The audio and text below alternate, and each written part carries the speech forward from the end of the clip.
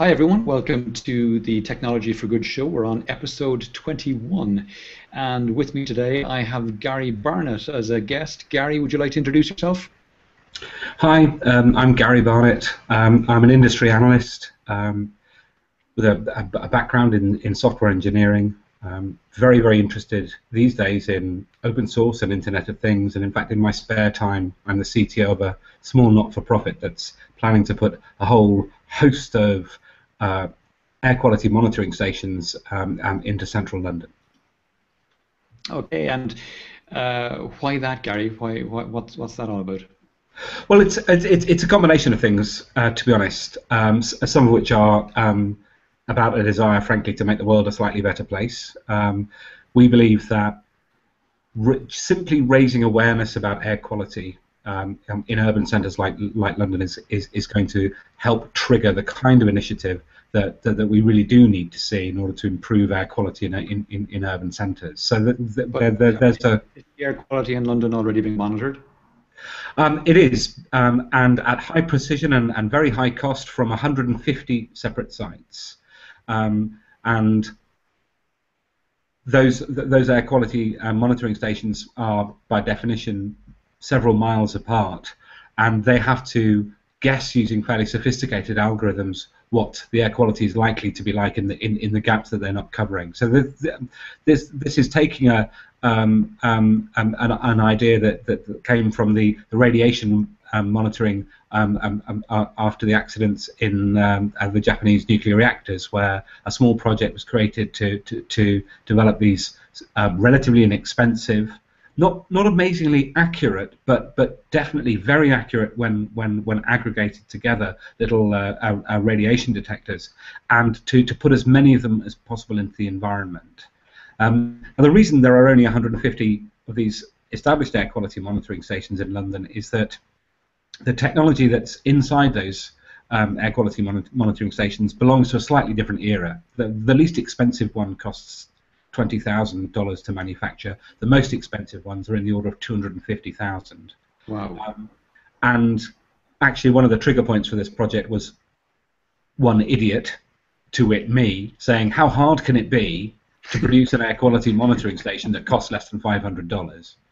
And I can tell you, Tom, it's bloody hard. It's really hard to make one, particularly one that has any kind of accuracy and precision. We never expect to be as accurate as the super expensive ones, but we wanted to be within the right ballpark. And it's been a fascinating project, and we're very close. We're going to start rolling the first devices out in the next couple of months. Oh, fascinating. Did you get them in for the sub 500? Yes, so our bill of material just for the hardware is under 100, but then you add all the cables, connectors, the enclosure, and the unit in itself is at around about the 500 UK pounds. We're hoping that as we go up in volume, and we start to produce these things in volume, and the ultimate target is to put 10,000 into London. We should be at 10,000. Yeah. And where are you going to put them? They're going to be either sponsored by businesses for schools, so schools will have them, and interestingly, schools are, it's more than just a coincidence, they're located in key centres of population, so they'll give us good coverage of population, but also businesses will be able to put them on the outside of their own buildings. So we're looking to get as much broad coverage as we can. And how many schools are there in London, do we know? 1,400. We do know. Perfect. Wow. I can't name them individually, but I know someone who could. Superb, Gary. That's a brilliant project. We'll kick on with the show, but that was a lovely start to the show. Thank you for that. And the first story that we're going to talk about, if I can get the screen sharing to work, I can. Here we go. Is this one? Apparently, the world's energy systems are vulnerable to climate impacts, according to this report. This report says that rising sea levels, extreme weather, and so on, droughts, floods, etc., will play havoc with the world's energy systems.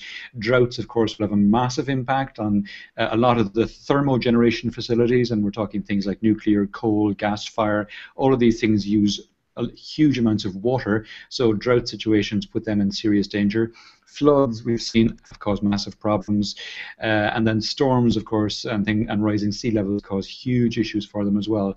Now, we had a great chat about this guy beforehand, and I think the comment I made about this was that it's kind of poetic justice, given that these energy companies are largely responsible for massive amounts of the greenhouse gas emissions that are causing climate change, and now it's coming home to roost. Do you think this will spur them into doing anything about it? Well, no, of course it won't spur them into doing anything about it, Tom. It's not as if any of this, that weather should not come as a surprise to anyone, and bad weather particularly shouldn't come as a surprise to anyone. But I agree with you. There is a beautiful karmic circularity to this, which does make me chuckle, and it bottoms out, I think, to a failure within all of us to properly understand the cost, the real over its whole lifetime, and indeed, subsequent years' cost of doing the stuff that we do to the environment. Whether it's manufacturing plants in India that are lowering the water table, which means that water availability and, more importantly, water safety and water quality is being harmed, or whether it's running your power lines on poles because you think that's going to save you money, despite the fact that that for the last 10,000 years there's been 6 feet of snow in that area and your cables are going to be broken. I'm constantly amazed at a sort of a refusal to properly understand the real implications of the things that we do, whether it's the siting of manufacturing sites, whether it's building new homes on floodplains, whether it's building power stations in regions where they're likely to fall victim to tsunami and tidal waves, because someone somewhere needs to stop and understand the full life cycle cost of all of these things. Because in many respects, the inbuilt subsidy that represents, the fact that we're sort of offsetting the long-term cost of these to some future, some far off future, represents a subsidy which artificially lowers the cost of doing things the wrong way, which therefore reduces the economic incentive to figure out ways of doing it the right way. I'm all for oil staying well above $100 per barrel, because that's probably closer to the real cost of petrochemicals. And at well over $100 a barrel, things like solar, things like wind, become much more economically attractive. When we hide those costs, we also diminish the potential return we can get from by looking for renewables.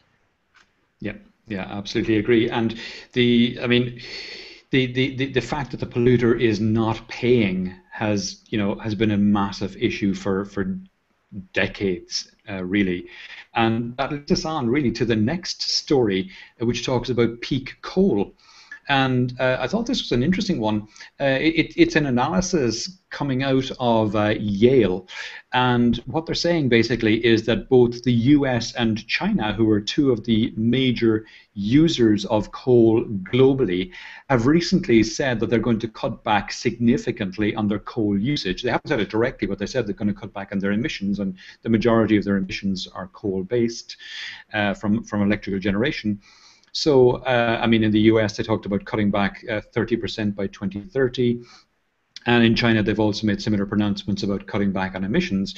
And of course, one big area they'll be cutting back on is coal. And then when you see that the demand for coal is going to fall significantly, then people who have invested in coal, and there's a lot of places like Australia and that have significant investments in coal, and even South Africa and others, they got to be worried about this idea of stranded assets. I mean, they've got these big investments in building harbors and things for getting coal out, and hopefully nobody's going to want it. Yes, hopefully. It's obviously very interesting to have conversations about China versus the States when it comes to carbon footprint, because China has a greater overall carbon footprint as a nation, but when you look at their carbon footprint per capita, it's what, a quarter or a fifth of the United States. And so part of me, notwithstanding my genuine desire to see us make some radical changes to the extent to which we pollute and release carbon into the atmosphere, it's not fair to oblige China to immediately make the same changes that America is. I think at some point we all need a global individual carbon allowance, so that the ability of some of these emerging economies, and China is still an emerging economy, notwithstanding the fact that it's been busy emerging for the last 3 decades, to give them an opportunity to frankly catch up. Yeah. Now, the extent to which China's going to be really able to dramatically cut back on its use of coal. Coal's a central source of power within China. How many power stations are they building every month now, still in China, in order to support the massive, rapid urbanization of 1.4 billion people? I don't see a dramatic fall. Now, if in order to play a responsible part, and I think China is taking a very long view of its future trading relationships with the rest of the world. In order to play a responsible role in that sort of global trade ecosystem, China needs to adjust the mix of technologies it uses to generate. I'm sure that it will, but I can't see this highlighting a dramatic reduction in China's total use of coal, because the rate at which they're growing seems to point in the other direction. They've said they will, though, and they have some serious issues around pollution that they are tackling, and they've put some legislation in place to try and curb that. Some serious legislation in place to try and curb that as well, and they need to urgently, because they've got huge issues around even just air pollution, never mind water pollution. The other factor to keep in mind is India, and again, India are a significant coal consumer.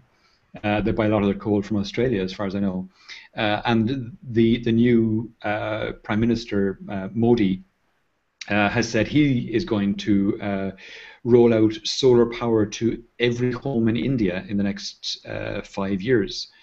And this guy has got a serious track record with solar already in his own province before he became Prime Minister. So whether he'll achieve that within 5 years, we don't know, obviously, but at least he has a track record there, and he has put that down as this is one of his chief aims for the next 5 years, is to have a massive increase in solar in China, which would obviously reduce India's demand for coal as well.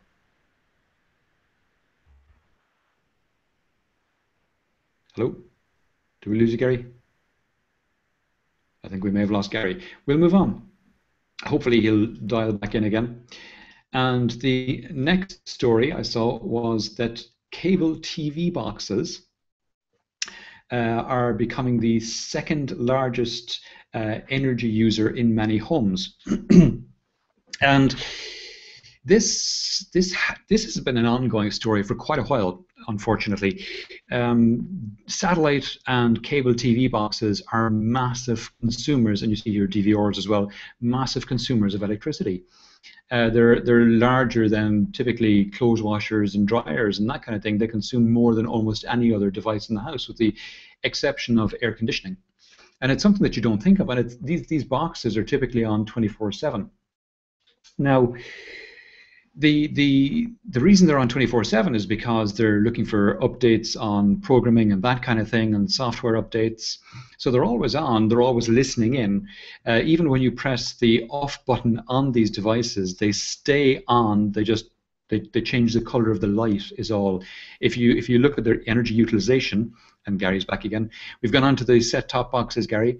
And I was just saying, the set-top boxes, even when you switch them into power saving mode, if you're actually measuring power that's going into them, the power saving mode has very little to do with their power consumption. Basically, it switches a light from blue to red, and that's the only change in power consumption in them quite often. And something Gary and I were discussing before the show started is that, in my case, and Gary is the same, I have a power strip for my television, which the TV is like a master controller for the other power outlets on the power strip. So when I hit the remote control for the TV to turn the TV off, it cuts the power to all the other plugs on that power strip. So we have a Nintendo, we have a Wii, we have a DVD player, we have an Apple TV, all plugged into that power strip. Oh, and a digital terrestrial television set-top box as well, all plugged into that power strip. So when I hit the off button on the remote control for the TV, those other 5 or 6 devices immediately get all the power cut to them.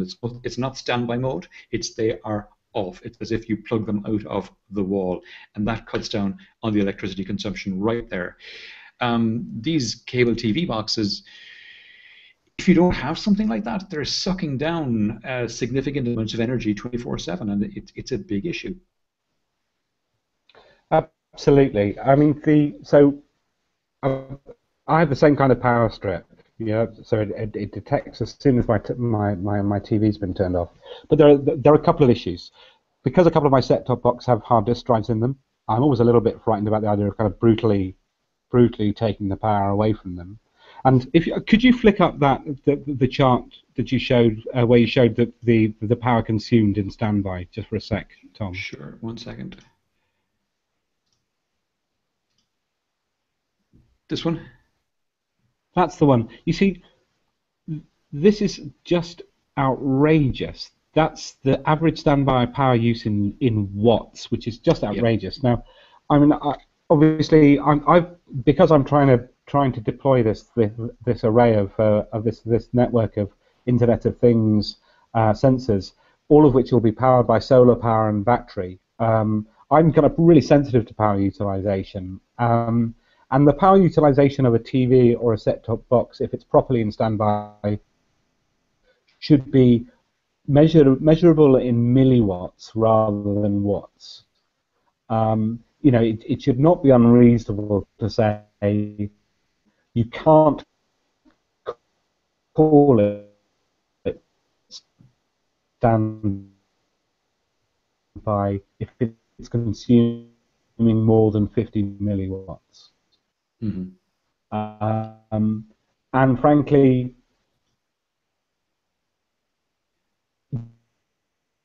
Gary, I think your connectivity is pants, to put it mildly. I don't know if it's at your end, but your connectivity seems to be kind of wavering in and out. You every so often the words you're saying kind of go like that. So if maybe you could, maybe do a restart on a couple of your devices.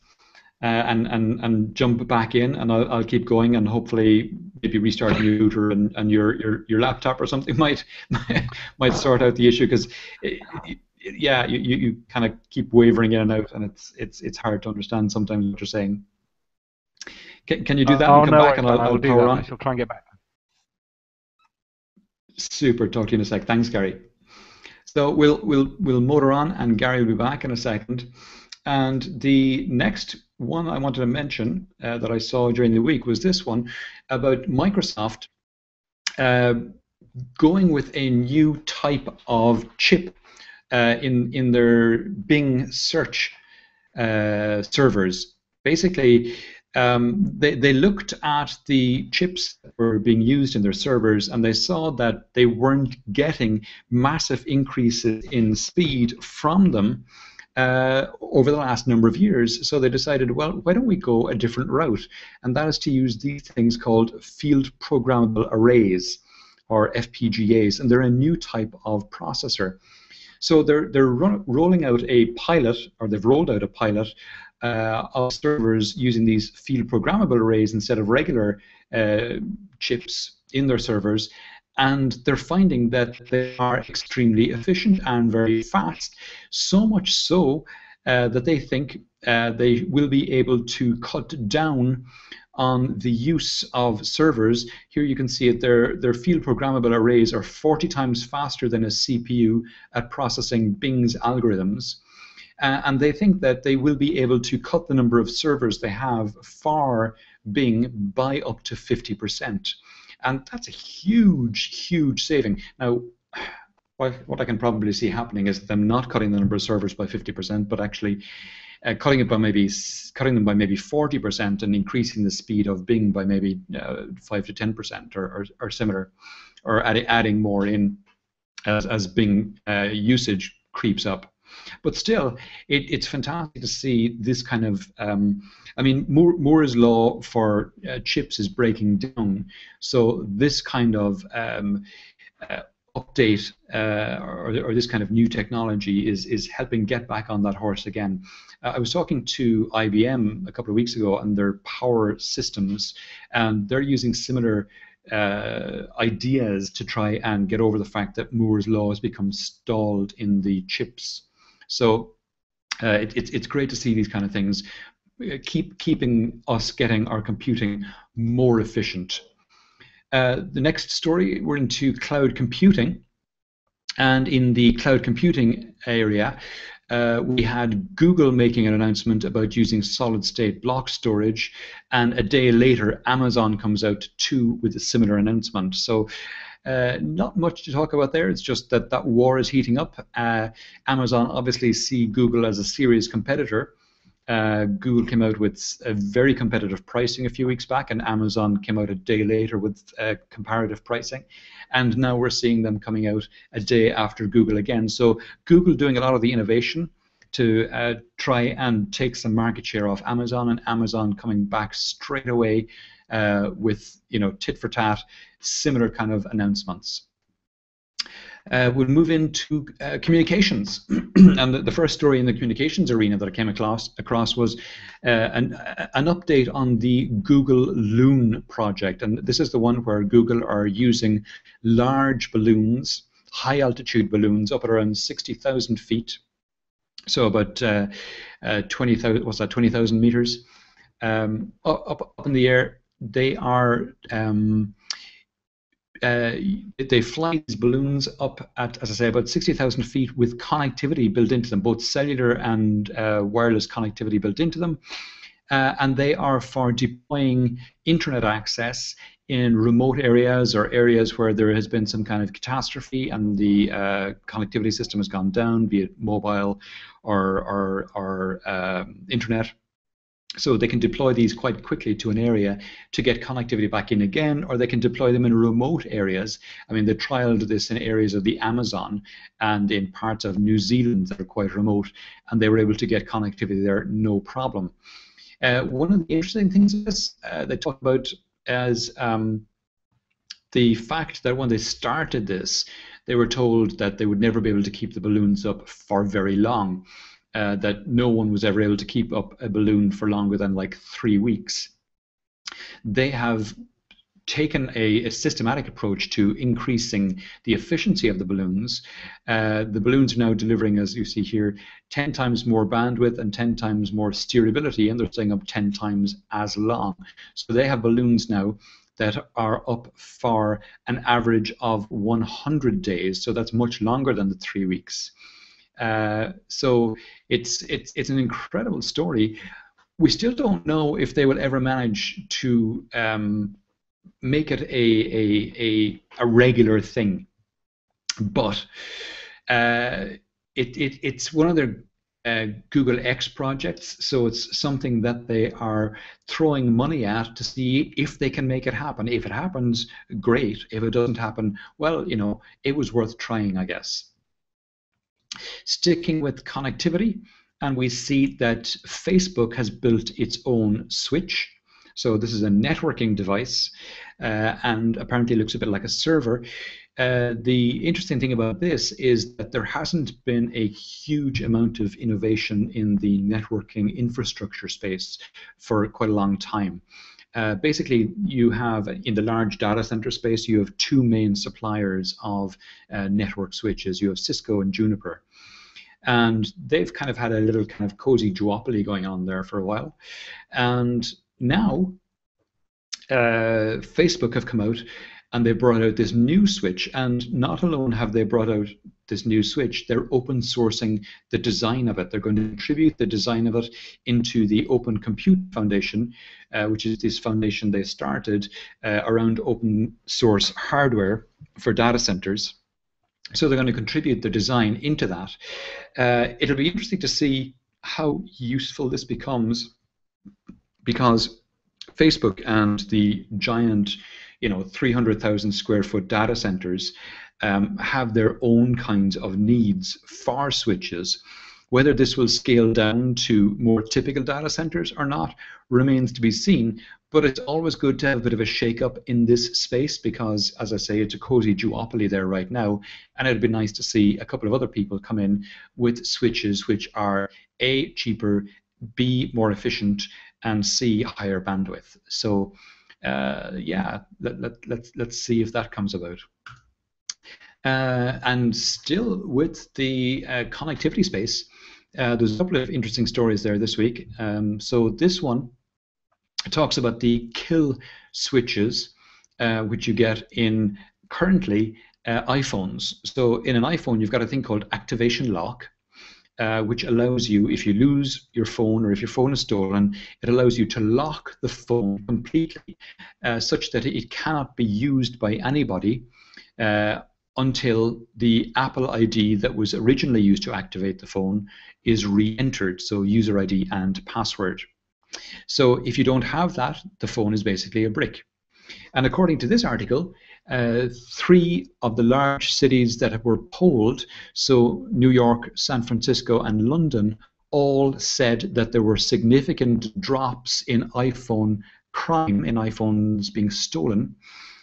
So we saw New York dropping 29%.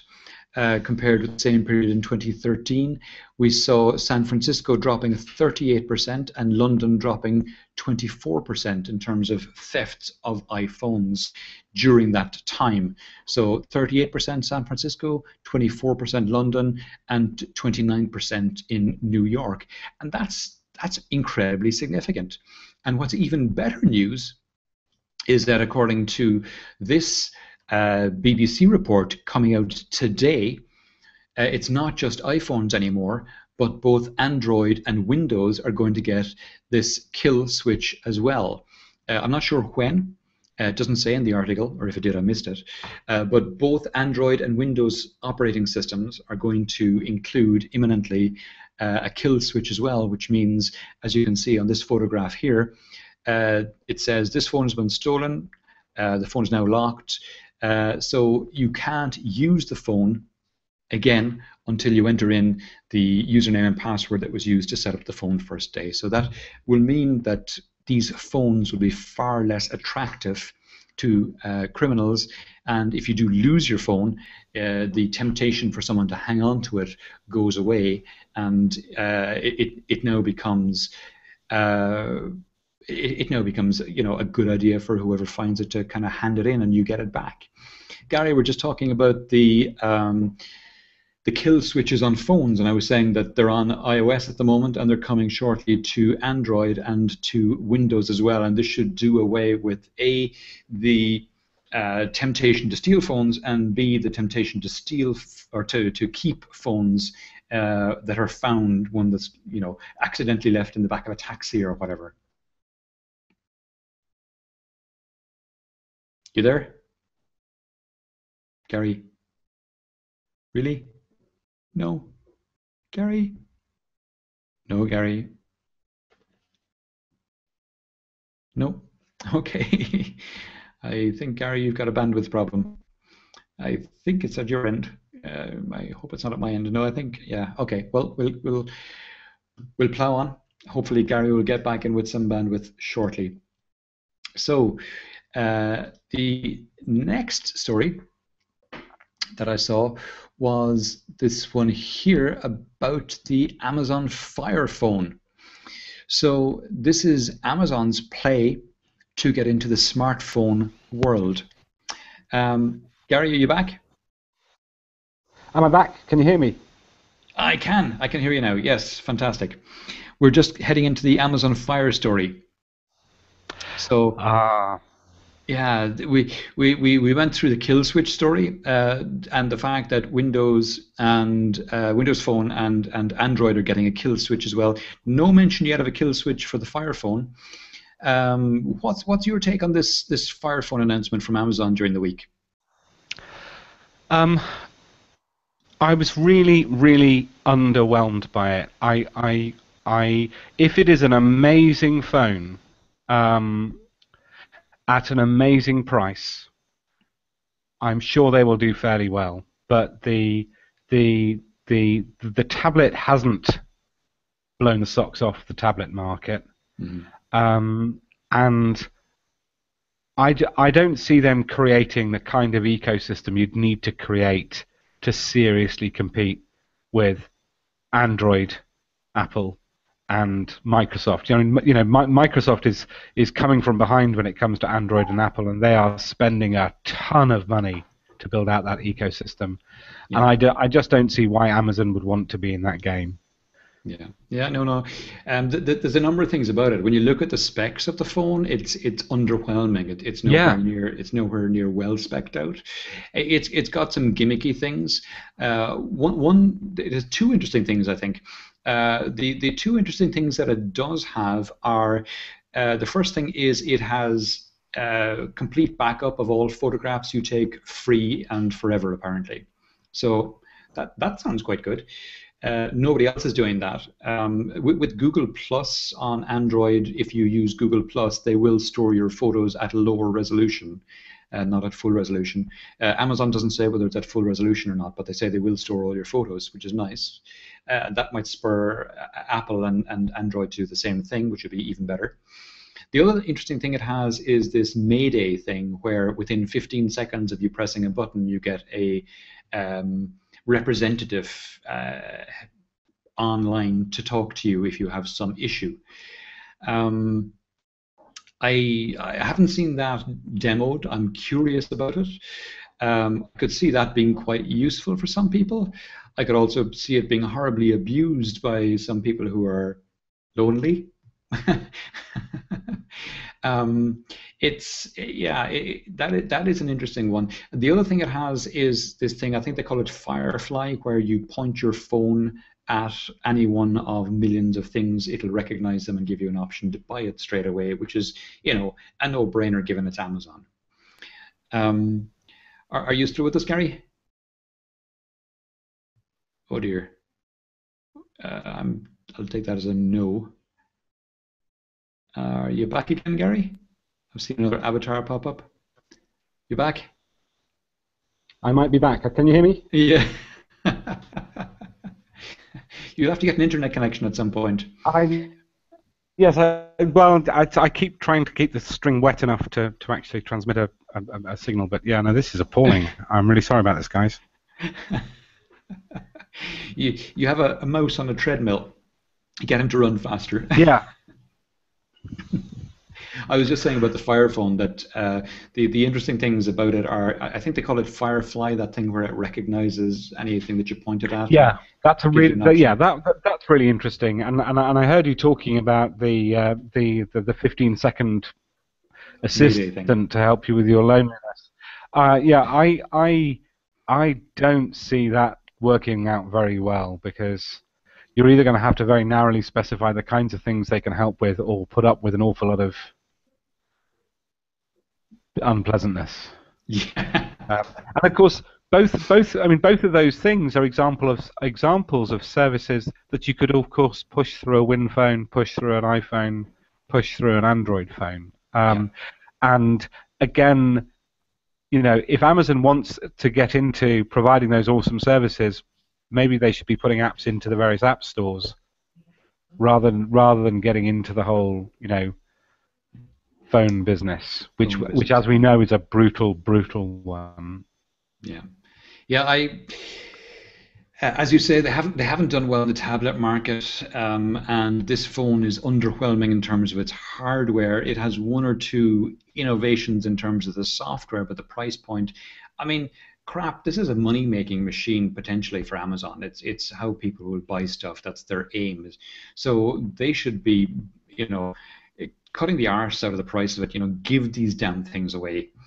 Take an upfront hit on the price if they want to penetrate the market. Give smartphones for absolutely. €5 a pop, and then they could take over the market. Heavily subsidize them on the front end for sales on the back end. Yeah, but I would still contend that if they want to drive more people to Prime, more people to the video, more people to the retail side of Amazon, what they really need to do is produce a great and compelling experience across all of the existing phone platforms. Yeah. Adding another to the mix, I could potentially be, in my view, a sort of an unnecessary distraction for the kind of the user experience work that they have to do. And let's face it, Amazon could do some user experience work. Absolutely, no argument there. We'll plow on. The next story is from the kind of health space, and we've done a couple of these health stories over the last few weeks and months. And this one is about WebMD. Big website out there, has an app, and now the WebMD app is also tracking health and fitness data from connected accessories. So it'll take in, and you can see it here, it's taking in information from a Fitbit Flex. It'll also take in Withings smart body analyzers and things like that. So I guess the idea here is that they want to become the health kit themselves of health information. It's nice, but my feeling on this one is, why would you, if in a couple of months' time Apple are going to come out with their health kit, which given the amount of resources they're after throwing at this in the last 12 months, it's probably going to beat the pants off the WebMD one. Google is coming out with its Google Fit. Samsung have got their own play in this as well. I don't know. Maybe it's worth giving a shot to see. Is it better than the others? What do you think, Gary? What's your take on this? Yeah, I mean, for me, there are a couple of exciting things around this that are just related to the technology and as a whole, and not necessarily to the likely success of this. So, low energy Bluetooth is going to open up the ability to connect Internet of Things type devices to your phones. Actually, Gary, just on that, one further thing I forgot to mention about the Amazon Fire Phone, and you brought it up there, is low energy Bluetooth. The Amazon Fire Phone doesn't have low energy Bluetooth, so if you're thinking of using it for IoT, you can forget about it. It doesn't have Bluetooth 4, it's stuck with Bluetooth 3. Sorry, back to the health stuff. Cool. Yeah. So that really does make the Amazon phone a bit rubbish, if you ask me. But so low energy Bluetooth now makes it humanly possible for people to develop external devices that communicate both with iPhones and with the Android ecosystem.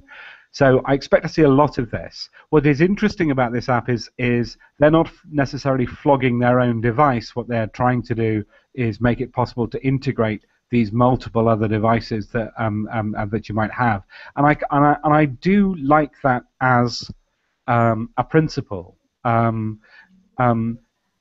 But you're right. Actually, those of us who've sold our souls to Apple will buy into the Apple ecosystem and will buy the Apple branded stuff. Or the Android one. I mean, if you're in the Android system, although Google Fit. Yeah, no, absolutely. Or Samsung. Yeah, or Samsung.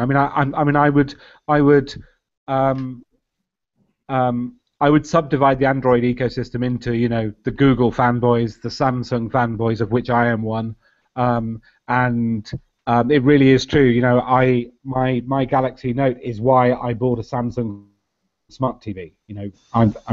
I am hook, line, and sinker caught in this sticky web of the Samsung ecosystem, but I'm a big fan of using standards that would enable you to aggregate, information that might be coming from many different devices and sensors and present them within a single user interface. And that's what, standards, that's what BLE gets us. So this application in and of itself, I think you're right. I think people will trend towards whichever ecosystem they feel like they're a membership of. But underlying this is a good sign for Internet of Things. Yeah, I suppose the only and I don't know if this is possible, but I assume with something like WebMD, it would be platform agnostic. So if you were moving from Apple to Android or vice versa, then you might be able to bring your information with you.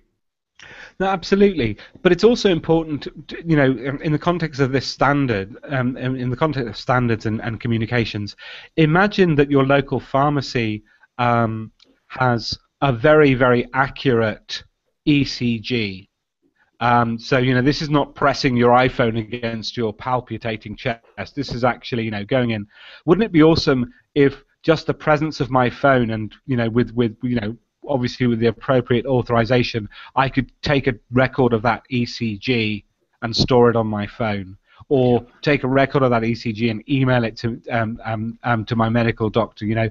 There's this presumption that we are going to find ways of sensing everything we need to sense in something that can be worn on our wrist or carried in our pocket. I think is a bit crazy. I think we're doing great work there in terms of figuring out how to do wearable sensing, but the idea of being able to integrate with external components, which may be provided by someone else, it may be in your pharmacy, that has a lot of attraction too for me. Yeah, and I think we're getting into a time as well where we're going to start seeing people with their own health vaults, for want of an expression. We'll be generating huge amounts of data ourselves. Plus, there's historical data for most of us from our health medical records. I mean, I've got a ton of records, I assume, from Ireland. God knows where they are. I'd probably have to go to every doctor I ever attended and every hospital I ever attended to try and get them together. But as time goes on, these things become more electronic. And I gotta think that as these become electronic and they become centralized and different people get access to different slices of that information depending on who you decide to allow access to that information. I've seen ideas where doctors, for example, if you get an appointment to see your doctor, the doctor can then roll out automatically to you a survey which you fill in, and the doctor has access to that data before you get there. So 3/4 of your visit to the doctor is done before you even go in the door. Things like that, and of course access to MRIs and all this kind of thing, all that kind of imaging stuff, that's all electronic, so that should be easy to store and share with whoever. We're entering into a very interesting age in technology with healthcare. It's the upheavals we're going to start seeing, because at the moment there's lots of silos of information, but I can see a point where it all goes into a massive, I don't know, big Hadoop. No, yeah. You're absolutely right. Although there are a couple of mega caveats here. I can imagine doctors probably cringe when they see someone wearing a Nike wristband walking in, because the nerdy wrist boy wearing person is going to say, "I've got 4 terabytes of data on my. Could you just look through this?"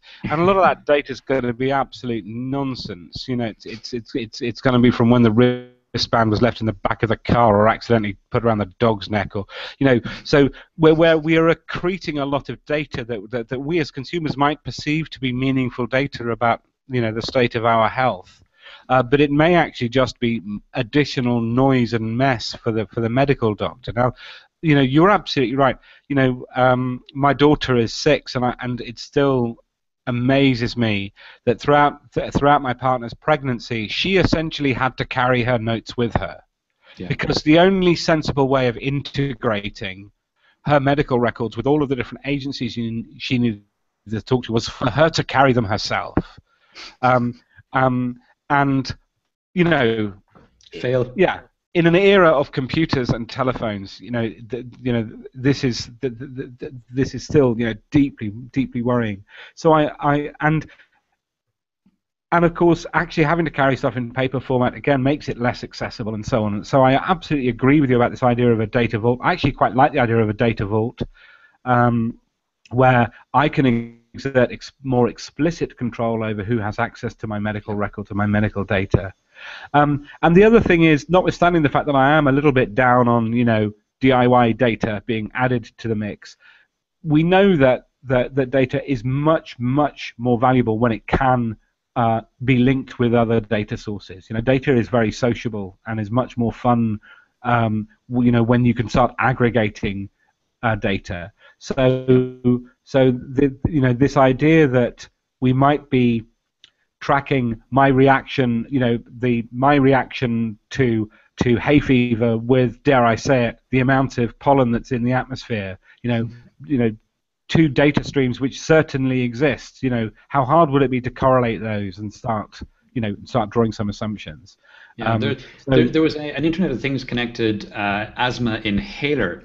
It was called, was it Asthmopolis, and then they changed the name. I've forgotten what the new name of it is.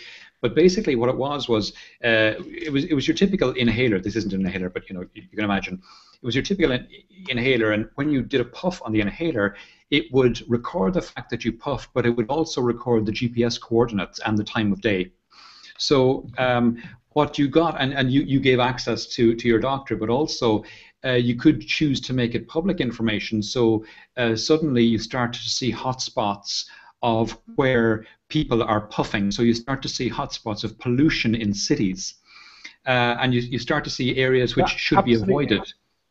It was a fascinating case study I saw.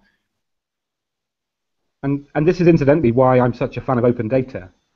So again, for the air quality network we're looking at, it's going to be great. We can do nitrogen dioxide, nitrogen oxide, ozone, and particulates, but that information would be so much more powerful if we could also correlate it with the number of people who are having to take a puff from their asthma puffer. If we could correlate it with data about pollen and so on, suddenly that data becomes exponentially more useful and usable.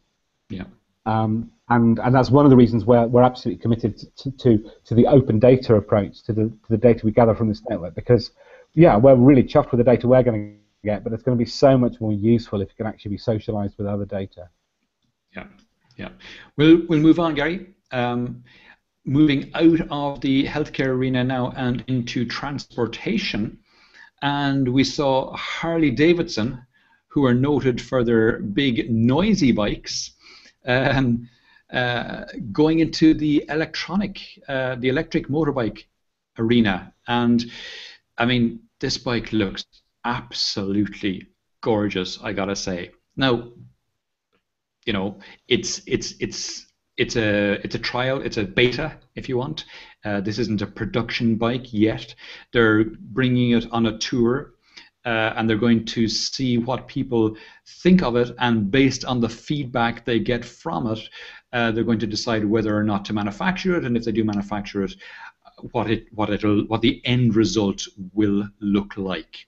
It's called a live cycle, and they've got a video of it here, and it's funny because it doesn't sound like your typical V12 Harley motorbike at all. Quite the opposite. It sounds like something from Tron. It's got this real kind of whining sound, the electronic whine sound as it flies by. I can see a lot of the Harley heads, the traditional Harley heads, kind of shaking their heads and going, no way, but I can see a lot of other people, who would love to get a Harley, who would love to get an electric bike, looking at this and going, oh yeah, oh, I want one of those. Oh, it's awesome for half a dozen reasons, I think. One, it does 0 to 60 in under 4 seconds, which more than makes up for the fact that it only has a range of 35 miles. I mean, who cares if I can do those 35 miles in 15 minutes? Then I'm quite happy with that. I think it was more than 35, Gary. I think it was 50 something. But anyway, go on. Oh, fair play. Well, in that case, no, fair play. Absolutely, this is this is going to work for them, and I expect to see an awful lot more in the kind of very personal, single person transport coming along. We've had electric bicycles which don't necessarily give you the full kind of 0 to 60 in sub 4 seconds experience, but which extend, certainly an older person's range quite considerably by not entirely replacing pedaling, but providing sort of assistance for pedaling.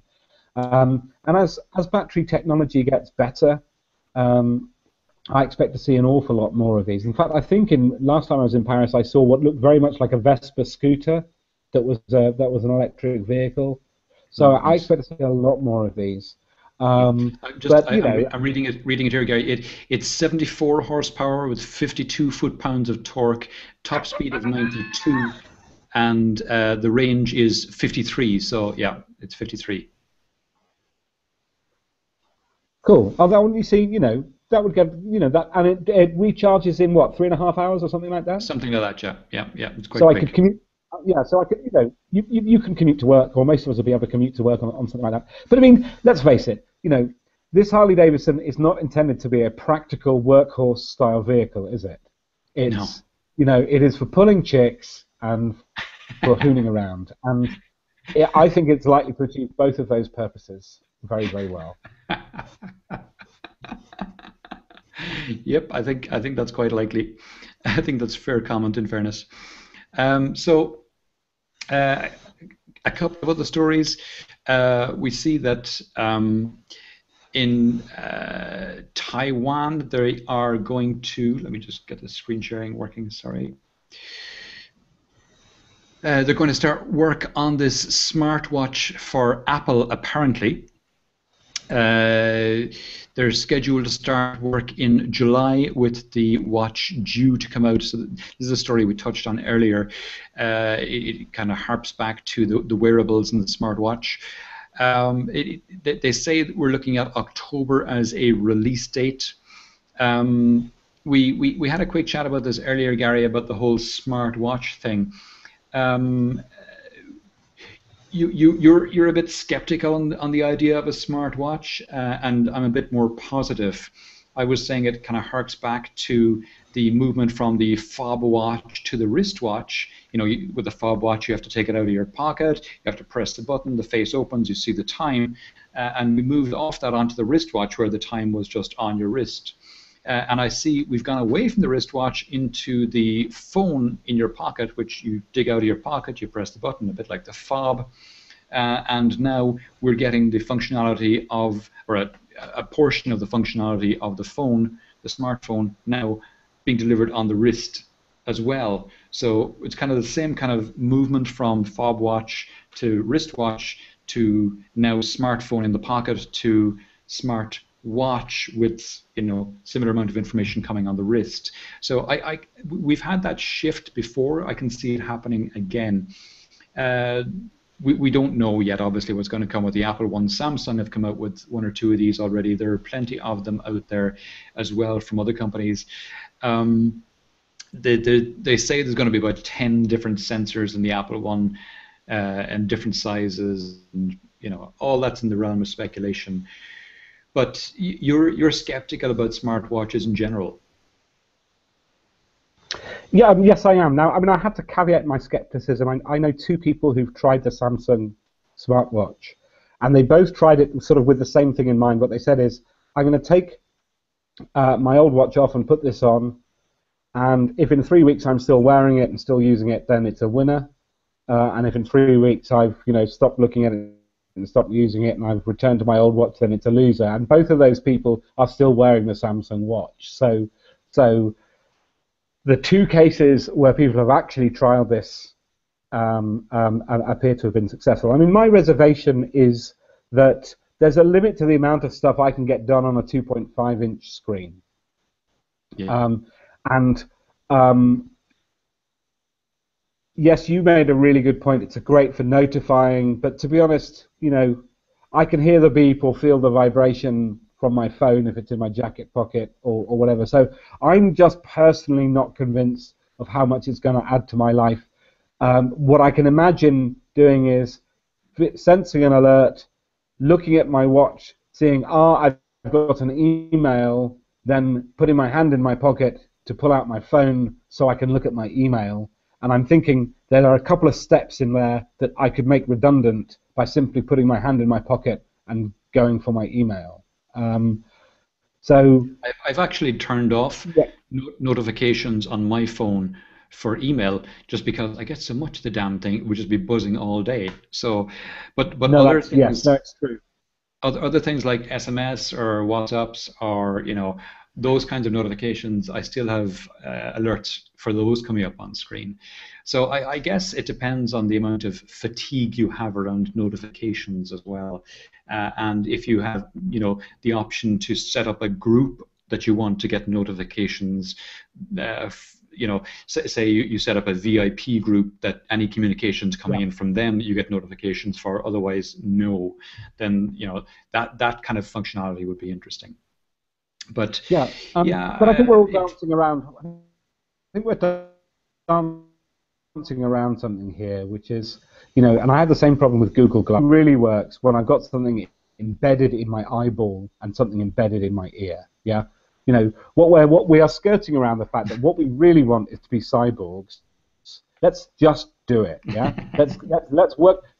Google Glass is so absurd, and wristwatches, it's all nonsense. What we want is cochlear implants, optical nerve, interception. Let's just do this thing and be done with it. If we want to be cyborgs, let's commit, rather than shilly-shallying around with this stuff.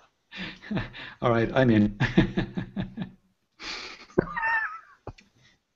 We'll go on. There's two more stories that I wanted to touch on, and one of them is this one about Microsoft Ventures, and they're focusing on home automation and the Internet of Things.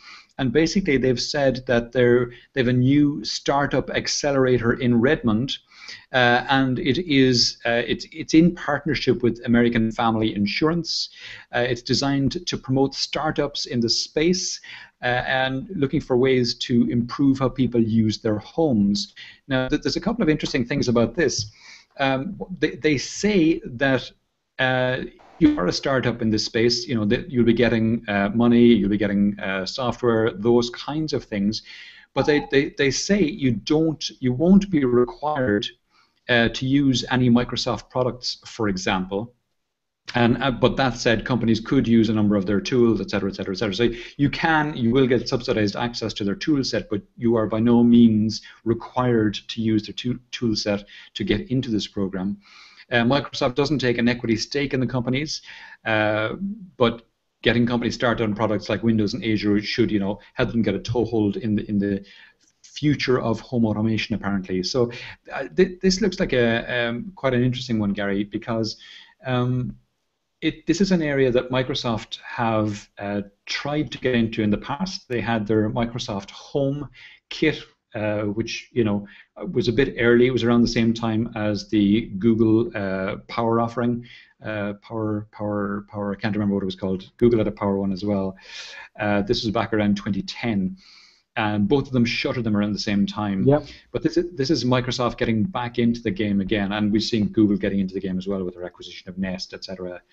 So Microsoft are taking a slightly different tack. They're not coming out with the hardware, but they're trying to build software platforms and getting people involved using Azure.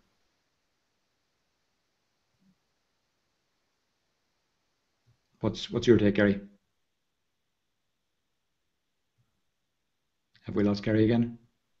Come back. Gary! Gary! We've lost Gary. Okay, we've one last story. We're not going to get Gary's take on that one, I'm afraid.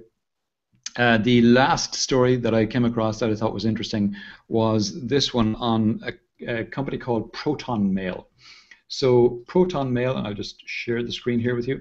And again, the links will be in the notes at the end. So Proton Mail are a company based out of Switzerland, which basically they've set up an encrypted email system, And the encrypted email system is supposed to be completely hack-proof. The NSA can't get into it, is what they say. A lot of that is based on the fact that they don't store the keys themselves. Plus, you know, the NSA would have to physically get into their servers because they're hosted in Switzerland, and a lot of it is, you know, if you're going proton mail to proton mail, then sure, it's not going anywhere outside of Switzerland. They also have ways of doing encrypted mail to people outside of proton mail. So if you want to send an encrypted proton mail email to someone on Gmail, you can, and it's encrypted and the key stays with you. And there are ways to do that. I signed up for that. They're on Indiegogo. They were looking for a goal of 100,000. They've surpassed that. They're at 115,000 now, as of the last time I refreshed this screen. So they're sorted in terms of their funding, but you can still get in there. You can still get instant access by signing up for any of these. They have different offerings there. One of them is sold out. They've got, you know, different price ranges. Some of them including T-shirts as well. So, you know, hey, but it seems quite good. I signed up for it. I tried it out. This is my inbox. You can see it's full of. No, it's not full of email because no one has my email address in Proton Mail. It's tomorr@protonmail.ch. If you want it, that's tomorr@protonmail.ch. There it is there at the top. No, you can't really. Can I select it? Not really. It's in beta still, but it looks like it looks like something interesting that's worth checking out anyway. If you have any interest in having encrypted email and being targeted by the NSA. Gary, are we back? I hope so. Yes, gotcha. Can you hear me? Yep. Awesome. So I'm desperate to say something about the connected home, which is, very briefly, we should boycott any company that uses connected home as a way to talk about IoT. It's just one of the dullest way to introduce the amazing world of IoT. So anyway, enough on that. Proton Mail. Isn't it a shame that we cannot trust our governments enough to leave our flippant email alone, that we have to do things like Proton Mail? And me from signing up for something like this does it mark me out as a dissident? You know, is the Proton Mail user list going to be hacked, and those of us who signed up suddenly find ourselves, you know, watching someone put latex gloves on when we go through customs? That's a lovely image you've just drawn for me right there. Well, you've signed up, brother. That's what I'm saying. Okay, I'm holding back. I'm gonna wait for you to do a couple of border crossings. Okay, when I know it's safe, I will sign up, mate. You are my guinea pig for this Proton Mail. All right, back briefly to the Microsoft one. Apart from the connected home terminology, what do you make of Microsoft getting into this space? Well, they absolutely should, but they absolutely should not be limiting it to the connected home, because, as you know, Internet of Things is about a whole heck of a sight more than $3 billion thermostats. I think the Nest acquisition was insane. Think of the good that you could do with that money around, water supply measurement, things. If the Internet of Things boils down to, having a feature that allows me to turn my central heating off while I'm on the train coming home from work, if that's what IoT is, then civilization itself is doomed. Doomed. We have to be looking beyond the connected home. For Pete's sake. Drives me nuts. Now, if it's a cool way to introduce people to it, then fair enough. But yeah, anyone who's got a big platform as a service play, and Microsoft, much as we love to hate them, has an awesome platform as a service play with Azure, and really great tooling. They should be out there. They should be sending kits to schools. They should be running, robot competitions with schools. They should be going for the whole, doing the whole enchilada. And the connected home is just a tiny, tiny, tiny part of this amazing jigsaw that's unfolding before us. Yeah. Well said. Well said. Okay, we've gone over the hour, so I had scheduled it for 30 minutes. So and we even skipped a few stories that I had lined up. So that happens most weeks, Gary. So good stuff. Thanks for that, Gary. Thanks for coming on. It's been a really interesting show. We'll be back again next week, same bat time, same bat channel. And thanks everyone for your interest, and we'll see you then.